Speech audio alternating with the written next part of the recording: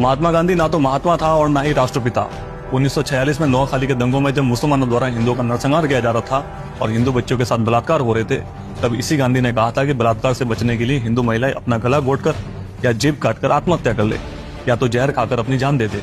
इसका उल्लेख आपको कलेक्टेड वर्क्स ऑफ गांधी के वॉल्यूम 85 के पेज नंबर 491 पर मिल जाएगा। हिंदू महिलाओं को सुरक्षित करने और मुसलमानों को समझाने की बजाय जो व्यक्ति हिंदू महिलाओं को आत्महत्या करने की सलाह देता हो, वो व्यक्ति राष्ट्रपिता कैसे हो सकता है? और हिंदुओं से इसकी घृणा के कितने ही प्रमाण दूं मैं आपको। देश के बंटवारे के वक्त पाकिस्तान में जिन हिंदुओं को अल्लाह अकबर के नारे लगाकर मार दिया गया, उन्हीं मुसलमानों के दिल्ली में स्थित शरणार्थी कैंप में गांधी कुरान का पाठ करवाते थे।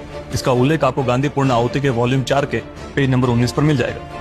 इसके अलावा जो हिंदू पाकिस्तान से भारत आए थे, उनके घर भारत से जाने वाले मुसलमानों को दिए गए।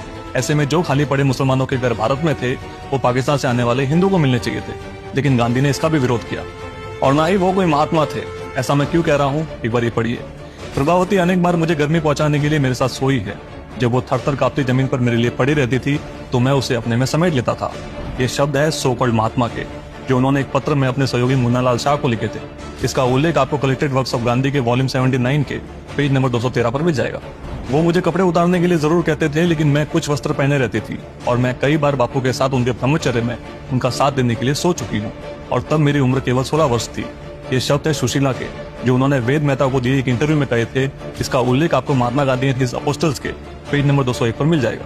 मैं उसे अपने पास सोने देता हूँ और मनु बिना कोई कपड़ा पहने ही सोती है, और मैं इस बात से बहुत खुश हूँ कि उसे बहुत गहरी नींद आती है।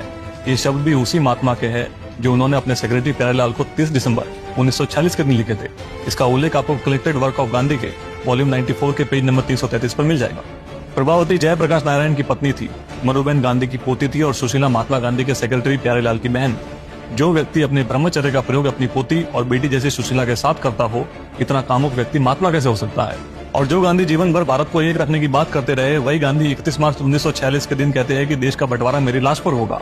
1 अप्रैल को कहते हैं कि देश की सत्ता जिन्ना को सौंप दो, और 2 अप्रैल को बंटवारे के लिए राजी हो जाते हैं। हर बात पर अनशन पर बैठने वाले गांधी ने देश के बंटवारे को रोकने के लिए कोई अनशन क्यों नहीं किया?